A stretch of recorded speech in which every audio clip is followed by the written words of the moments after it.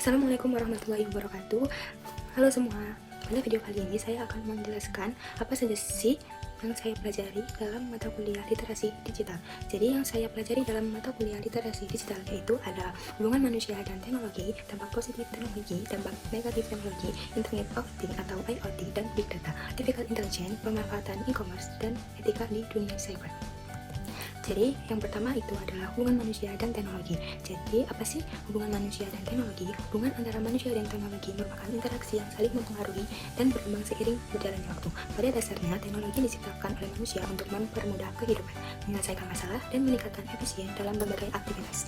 Namun, seiring perkembangannya teknologi yang semakin cepat, mulai dari mesin sederhana hingga kecerdasan buatan, peran teknologi menjadi semakin besar dalam kehidupan manusia, bahkan membentuk cara berpikir manusia, bekerja, berkomunikasi, dan mengambil keputusan. Seiring perkembangan zaman, teknologi tidak lagi sekedar alat bantu, tetapi menjadi bagian dari identitas sosial manusia. Hubungan ini berkembang melalui 4 tahap.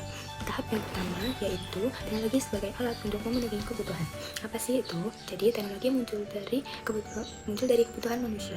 Pada awalnya manusia menciptakan alat-alat sederhana untuk bertahan hidup seperti kapak dari batu atau api untuk memasak. Seiring berkembangnya kebutuhan, manusia mengembangkan teknologi yang lebih kompleks seperti komputer, internet, dan smartphone. Dengan kata lain, teknologi adalah hasil kreativitas manusia untuk mempermudah aktivitas sehari-hari.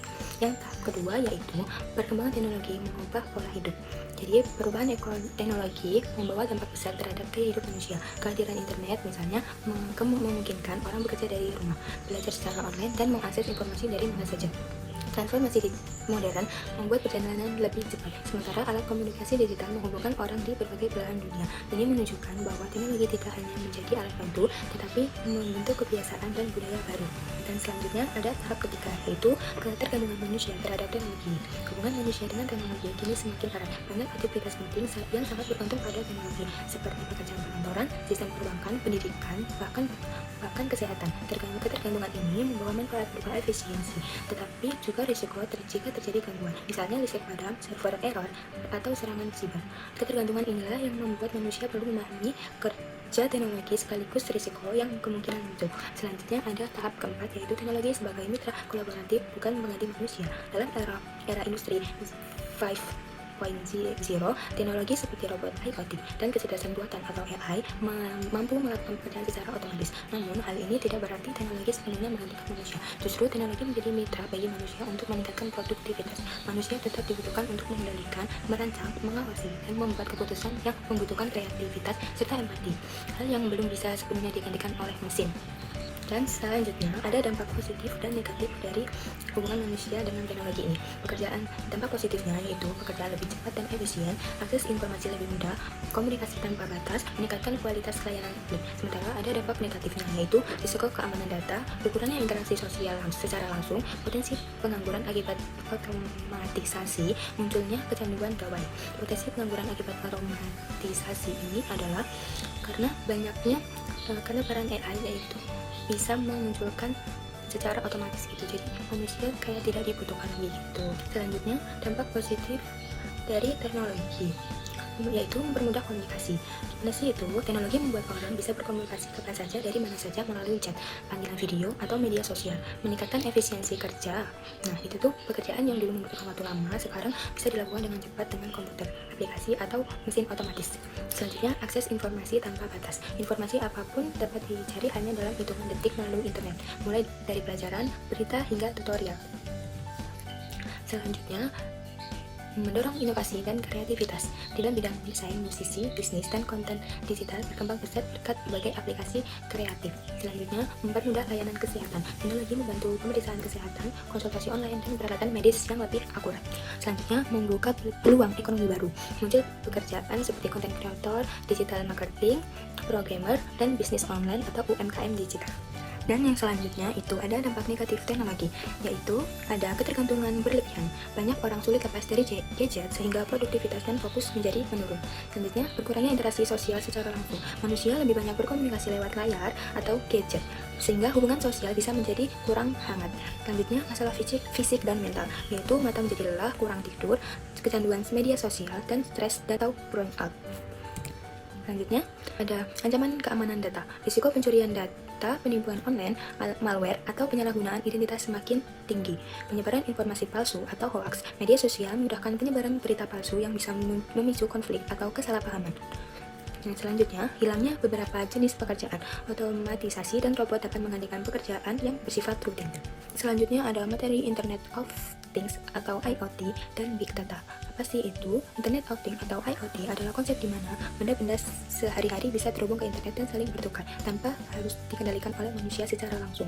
Contohnya, smartwatch yang memantau kesehatan, kamera CCTV yang bisa dipantau dari HP, smart home yang lampunya bisa menyala otomatis. IoT membuat benda biasa menjadi pintar karena bisa mengirim dan menerima data. Sedangkan Big Data adalah kumpulan data yang sangat besar dan terus bertambah setiap detik. Data ini tidak bisa diolah dengan cara biasa, sehingga butuh teknologi khusus untuk dianalisis. Contohnya, data dari jutaan pengguna media sosial, data transaksi belanja online setiap hari, data dari ribuan sensor IoT di kota pintar. Big Data digunakan untuk mencari pola, memprediksi kejadian, dan membantu pengambilan keputusan.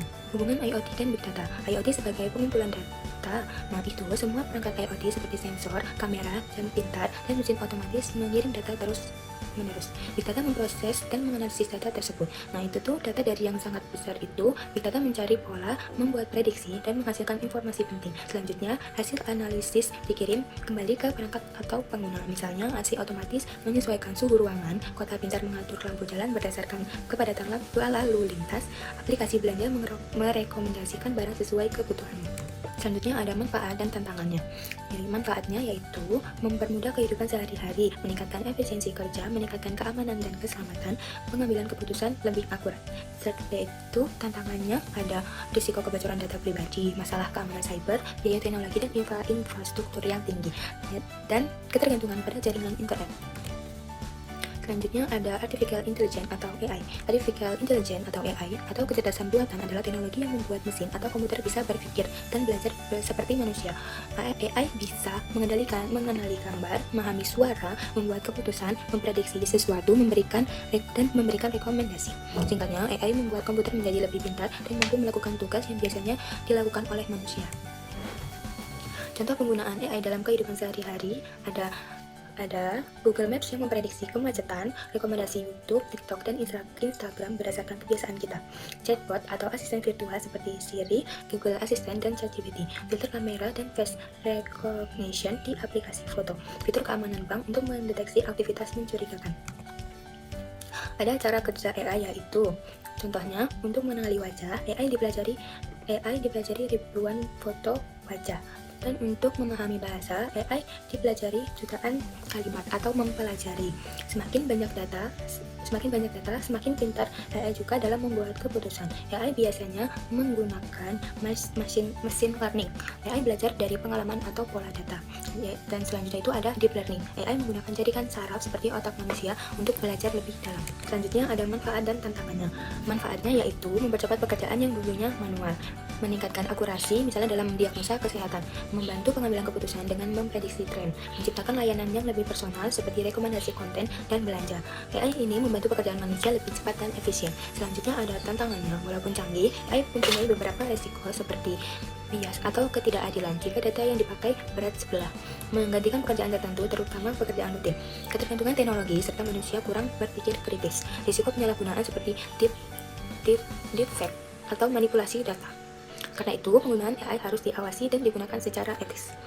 Dan yang selanjutnya ada e-commerce. E-commerce atau electronic commerce adalah kegiatan jual beli barang atau jasa secara online melalui internet. Contoh platform e-commerce yaitu ada Shopee, Tokopedia, Lazada, TikTok Shop, website toko online. Semua transaksi mulai dari melihat produk, memesan, membayar, hingga melacak pengiriman dapat dilakukan secara digital.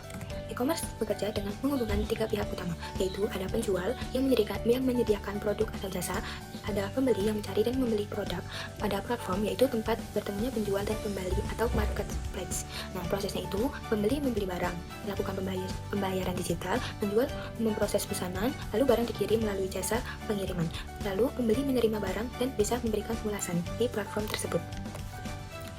Selanjutnya ada manfaat dan tantangannya juga. Nah, untuk pembeli itu manfaatnya praktis dan bisa belanja kapan saja dan di mana saja. Banyak pilihan barang harga. Untuk pembeli itu ada praktis karena belanja bisa dilakukan kapan saja dan dari mana saja. Banyak pilihan barang dan harga. Pembayaran mudah bisa melalui kris, e-wallet, transfer, dan COD. Bisa melihat review sebelum membeli. Dan untuk penjual, tidak perlu toko fisik, jangkauan pasar lebih luas, bahkan bisa menjangkau seluruh Indonesia bahkan di luar negeri. Modal kecil tapi peluangnya besar, bisa memanfaatkan fitur iklan dan promosi digital. Dan untuk bisnis dan ekonomi, yaitu membantu UMKM berkembang, membantu lapangan pekerjaan di bidang digital, mendorong pertumbuhan ekonomi digital. Dan tantangannya yaitu ada risiko penipuan online atau barang tidak sesuai, masalah keamanan data pengguna, persaingan harga yang ketat antar penjual, ketergantungan masyarakat pada belanja online, banyak produk impor murah yang menekankan usaha lokal. Dan selanjutnya ada etika di dunia cyber. Etika di dunia cyber adalah aturan moral dan tata cara berperilaku yang baik saat menggunakan internet, perangkat digital, dan media sosial. Tujuannya supaya aktivitas online itu menjadi aman, nyaman, tidak merugikan orang lain, serta tetap menghargai hak dan privasi pengguna lain. Dengan kata lain, cyber adalah somat santun di dunia digital. Selanjutnya ada prinsip-prinsip etika di dunia cyber. Yang pertama ada menghargai privasi orang lain dengan cara tidak mengakses, menggunakan, atau menyebarkan data pribadi orang tanpa izin. Yang selanjutnya bersikap sopan dan tidak merundung atau membuli. Yaitu dengan cara tidak melakukan tindakan seperti menghina, menghujat, menyebarkan kebencian, atau melakukan cyberbullying. Yang ketiga ada kejujuran dalam membagikan informasi, yaitu tidak menyebarkan berita hoax, memastikan informasi benar sebelum membagikannya. Dan yang keempat ada menghargai hak cipta. Penggunaan foto, musik, video, atau tulisan orang lain dengan tanpa izin atau mencantumkan sumber itu tidak diperbolehkan. Dan tidak melanggar keamanan sistem, yaitu contohnya seperti hacking, mencuri data, membuat malware, atau memanfaatkan celah keamanan. Selanjutnya itu ada bertanggung jawab atas konten yang diposting. Setiap komentar, foto, atau video yang dipublikasi meninggalkan jejak digital. Dan yang terakhir ada bertanggung jawab atas konten yang diposting. Setiap komentar, foto, atau video yang dipublikasi itu akan meninggalkan jejak digital. Jadi ketika ada masalah suatu saat, kita harus siap bertanggung jawab atas itu. Selanjutnya ada contoh pelanggaran etika siber dan dampak pelanggaran etika siber. Contoh pelanggaran etika siber adalah menyebarkan foto pribadi orang tanpa izin, mengambil karya orang lain dari internet tanpa mencantumkan sumber. 3. Ada menyebarkan berita bohong atau hoax. Yang keempat, menghina atau membuli seseorang di media sosial. 5. Menggunakan akun palsu untuk merugikan orang lain. Dan dampaknya itu adalah merusak reputasi orang lain, menimbulkan konflik dan perundungan online, mengancam keamanan data pribadi, menimbulkan dampak psikologis bagi korban, bisa berujung pada pelanggaran hukum atau UU ITE. Dan sekian, terima kasih dari saya. Kurang dan lebihnya saya mohon maaf. Wassalamualaikum warahmatullahi wabarakatuh.